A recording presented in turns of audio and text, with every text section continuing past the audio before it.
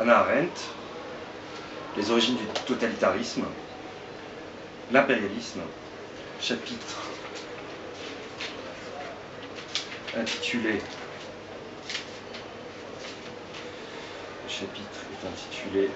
Le pouvoir et la bourgeoisie, page 390 de l'édition Quarto Gallimard.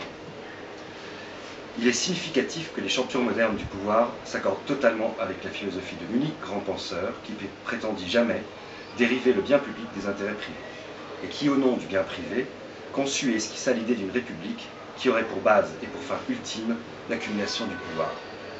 Hobbes est en effet le seul grand philosophe que la bourgeoisie puisse revendiquer à juste titre comme exclusivement sien, même si la classe bourgeoise a mis longtemps à reconnaître ses principes. Dans son Léviathan, Hobbes a exposé la seule théorie politique selon laquelle l'État ne se fonde pas sur une quelconque loi constitutive, que ce soit la loi divine, la loi naturelle ou celle du contrat social, déterminant les droits et interdits de l'intérêt individuel vis-à-vis des affaires publiques, mais sur les intérêts individuels eux-mêmes, de sorte que l'intérêt privé est le même que l'intérêt public. Il n'est pratiquement pas un seul modèle de la morale bourgeoise qui n'ait été anticipé par la magnificence hors pair de la logique de Hobbes. Il donne un portrait presque complet, non pas de l'homme, mais du bourgeois, analyse qui en 300 ans n'a été ni dépassée ni améliorée. La raison n'en est rien d'autre qu'un calcul. Sujet libre, libre arbitre sont des mots vides de sens, c'est-à-dire absurdes. Être privé de raison, incapable de vérité, sans libre arbitre, c'est-à-dire incapable de responsabilité, l'homme est essentiellement une fonction de la société et sera en conséquence jugé selon sa valeur, sa fortune, son prix, c'est-à-dire somme correspondant à l'usage de son pouvoir. Ce prix est constamment évalué et réévalué par la société, l'estime des autres variant selon la loi de l'offre et de la demande. Pour Hobbes, le pouvoir est le contrôle accumulé qui permet à l'individu de fixer le prix et de moduler l'offre et la demande de manière qu'elle contribue à son propre profit. L'individu envisagera son profit dans un isolement complet du point de vue d'une minorité absolue, pourrait-on dire. Il s'apercevra alors qu'il ne peut œuvrer et satisfaire à son intérêt sans l'appui d'une quelconque majorité. Par conséquent, si l'homme n'est réellement motivé que par ses seuls intérêts individuels, la soif de pouvoir doit être la passion fondamentale de l'homme. C'est elle qui règle les relations entre individus et société. Et toutes les autres ambitions, richesses, savoir et honneur, en découlent elles aussi. Dans la lutte pour le pouvoir, comme dans leurs aptitudes innées au pouvoir, Hobbes souligne que tous les hommes sont égaux. En effet, l'égalité des hommes entre eux se fonde sur le fait que chaque homme a par nature assez de pouvoir pour en tuer un autre. La ruse peut compenser la faiblesse. Leur égalité en tant que meurtrier en puissance place tous les hommes dans la même insécurité, d'où le besoin d'avoir un État. La raison d'être de l'État est le besoin de sécurité éprouvé par l'individu, qui se sent menacé par tous ses semblables. L'aspect crucial du portrait de l'homme tracé par Hobbes n'est pas du tout ce pessimisme réaliste qui lui a valu tant d'éloges à une époque récente. Car si l'homme était vraiment la créature que Hobbes a voulu voir en lui, il serait incapable de fonder le moindre corps politique. L'homme de Hobbes n'a aucun devoir de loyauté envers son pays, si celui-ci est vaincu. Il est pardonné pour toutes ses trahisons si jamais il est fait prisonnier. Ceux qui vivent à l'extérieur de la République, les esclaves par exemple, n'ont pas davantage d'obligations envers leurs semblables, mais ils sont autorisés à en tuer autant qu'ils peuvent. En revanche, résister au glaive de la République afin de porter secours à un autre homme, coupable ou innocent, aucun homme n'en a la liberté. Ce que signifie qu'il n'y a ni solidarité ni responsabilité entre l'homme et son prochain. Ce qui les lie est un intérêt commun qui peut être quelque crime capital pour lequel chacun d'entre eux s'attend à mourir. Dans ce cas, ils ont le droit de résister au glaive de la République, de se rassembler, de se secourir et de se défendre l'un l'autre, car il ne faut pour défendre leur vie. Ainsi, pour Hobbes, la solidarité dans n'importe quelle forme de communauté est une affaire temporaire et limitée. Elle ne modifie pas essentiellement le caractère solitaire et privé de l'individu, qui ne trouve aucun plaisir, mais au contraire mille chagrins dans la fréquentation de ses semblables, lorsqu'aucun pouvoir ne réussit à les tenir tous en respect. Il ne crée de lien permanent entre lui-même et ses semblables. C'est comme si le portrait de l'homme tracé par Hobbes allait à l'encontre de son projet, qui consiste à fonder la République, et qu'il avançait à la place d'un modèle cohérent de comportement par le biais desquels toute communauté véritable peut facilement être détruite. D'où l'instabilité inhérente et avouée de la République de Hobbes, qui, dans sa conception, inclut sa propre dissolution. Quand à l'occasion d'une guerre, étrangère ou intestine, les ennemis emportent la victoire finale. Alors, la République est dissoute, et chaque homme se trouve libre de se protéger. Instabilité d'autant plus frappante que le but primordial et répété de Hobbes était d'assurer un maximum de sécurité et de stabilité. Ce serait commettre une grave injustice envers Hobbes et sa dignité de philosophe que de considérer son portrait de l'homme comme une tentative de réalisme psychologique ou de vérité philosophique. En fait, Hobbes ne s'intéresse ni à l'un ni à l'autre, son seul et unique souci étant la structure politique elle-même, et il décrit les aspects de l'homme selon les besoins du Léviathan. Au nom du raisonnement et de la persuasion, il présente son schéma politique comme s'il partait d'une analyse réaliste de l'homme, être qui désire pouvoir après pouvoir, et comme s'il s'appuyait sur cette analyse pour concevoir un corps politique parfaitement adapté à cet animal assoiffé de pouvoir. Le véritable processus, c'est-à-dire le seul processus dans lequel son concept de l'homme est un sens et dépasse la banalité manifeste d'une méchanceté humaine, reconnue est précisément l'opposé. Ce corps politique nouveau était conçu au profit de la nouvelle société bourgeoise, telle qu'elle est apparue au cours du XVIIe siècle. Et cette peinture de l'homme est une esquisse du type de l'homme nouveau qui s'accorderait avec elle. La République a pour fondement la délégation du pouvoir et non des droits. Elle acquiert le monopole de l'assassinat et offre en retour une garantie conditionnelle contre le risque d'être assassiné. La sécurité est assurée par la loi, qui est une émanation directe du monopole du pouvoir dont jouit l'État, et n'est pas établie par l'homme en vertu de critères humains de bien ou de mal.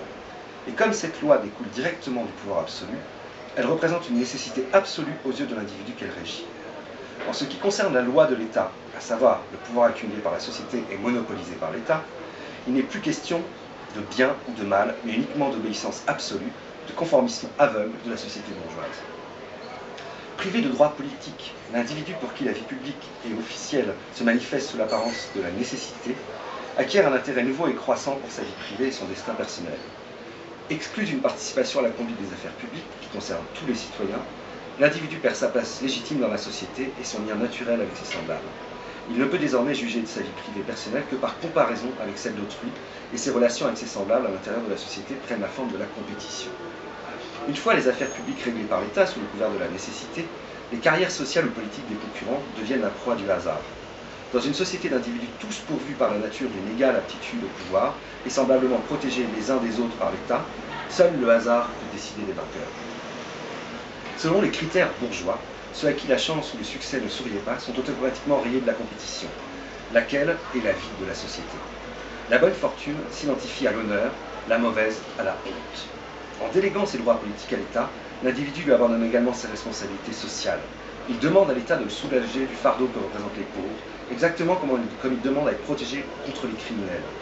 La différence entre indigent et criminel disparaît, tous deux se tenant en dehors de la société. Ceux qui n'ont pas de succès sont dépouillés de la vertu que leur avait léguée la civilisation classique. Ceux qui n'ont pas de chance ne peuvent plus en appeler à la charité chrétienne. Hobbes libère tous les bannis de la société. Ceux qui n'ont pas de succès, ceux qui n'ont pas de chance, les criminels, de toutes leurs obligations envers la société et envers l'État si ce dernier ne prend pas soin d'eux. Ils peuvent lâcher la bride à leur soif de pouvoir et sont invités à tirer profit à leur aptitude élémentaire à tuer, restaurant ainsi cette égalité naturelle que la société ne dissimule que par opportunisme. Hobbes prévoit et justifie l'organisation des classes sociaux en gangs de meurtriers comme une issue logique de la philosophie morale de la bourgeoisie. Étant donné que le pouvoir étant essentiellement et exclusivement le moyen d'arriver à une fin, une communauté fondée seulement sur le pouvoir doit tomber en ruine dans le calme de l'ordre et de la stabilité. Sa complète sécurité révèle qu'elle est construite sur du sable. C'est seulement en gagnant toujours plus de pouvoir qu'elle peut garantir le statu quo. C'est uniquement en étendant constamment son autorité par le biais du processus d'accumulation du pouvoir qu'elle peut demeurer stable. La République de Hobbes est une structure vacillante qui doit sans cesse se procurer de nouveaux appuis à l'extérieur si elle ne veut pas sombrer du jour au lendemain dans le chaos, dépourvu de but et de sens des intérêts privés dont elle est issue. Pour justifier la nécessité d'accumuler le pouvoir, Hobbes s'appuie sur la théorie de l'état de nature, la condition de guerre perpétuelle, de tous contre tous, dans laquelle les divers états individuels demeurent encore les uns vis-à-vis des autres exactement comme l'étaient leurs sujets respectifs avant de se soumettre à l'autorité d'une république. Cet état permanent de guerre potentielle garantit à la République une espérance de permanence parce qu'il donne à l'État la possibilité d'accroître son pouvoir aux dépens des autres États. Ce serait une erreur de prendre à la légère la contradiction manifeste entre le plaidoyer de Hobbes pour la sécurité de l'individu et l'instabilité fondamentale de sa République. Là encore, il s'efforce de convaincre, de faire appel à certains instincts de sécurité fondamentaux dont il savait bien qu'ils ne pourraient survivre chez les sujets du Léviathan que sous la forme d'une soumission absolue au pouvoir qui en impose à tous, autrement dit à une peur omniprésente, irrépressible, ce qui n'est pas exactement le sentiment caractéristique d'un homme en sécurité. Le véritable point de départ de Hobbes est une analyse extrêmement pénétrante des besoins politiques du nouveau corps social de la bourgeoisie montante, chez qui la confiance fondamentale en un processus perpétuel d'accumulation des biens allait bientôt éliminer toute sécurité individuelle. Hobbes tirait la conclusion nécessaire des modèles de comportement social et économique quand il proposait des changements révolutionnaires en matière de constitution politique. Il esquissait le seul corps politique possible capable de répondre aux besoins et aux intérêts d'une classe nouvelle. Ce qui donnait, au fond, c'était le portrait de l'homme tel qu'il allait devoir devenir et tel qu'il allait devoir se comporter s'il voulait entrer dans le moule de la future société bourgeoise. L'insistance de Hobbes à faire du pouvoir le moteur de toute chose humaine et divine, même le règne de Dieu sur les hommes, est dérivée non pas de la création mais de l'irrésistible pouvoir, découlait de la proposition théoriquement irréfutable selon laquelle une accumulation indéfinie de biens doit s'appuyer sur une accumulation indéfinie de pouvoir. Le corollaire philosophique de l'instabilité essentielle d'une communauté fondée sur le pouvoir est l'image d'un processus historique perpétuel qui, afin de demeurer en accord avec des individus, des peuples et finalement l'humanité entière. Le processus illimité d'accumulation du capital a besoin de la structure politique d'un pouvoir illimité. Si illimité qu'il peut protéger la propriété croissance en augmentant sans cesse sa puissance.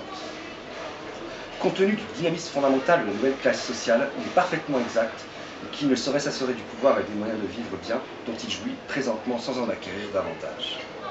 Cette conclusion ne perd rien de sa logique, même si, en 300 ans, il ne s'est trouvé ni un roi pour convertir cette vérité de la spéculation en l'utilité de la pratique, ni une bourgeoisie dotée d'une conscience politique et d'une maturité économique suffisante pour adopter ouvertement la philosophie du pouvoir de Hobbes.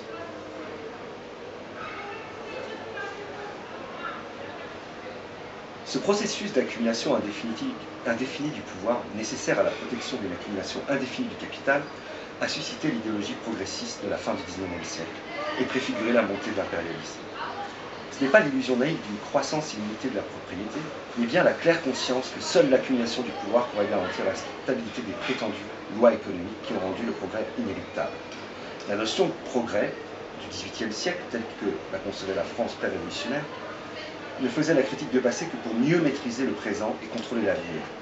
Le progrès trouvait son apogée dans l'émancipation de l'homme, mais cette notion n'avait que peu de rapport avec le progrès de l'homme.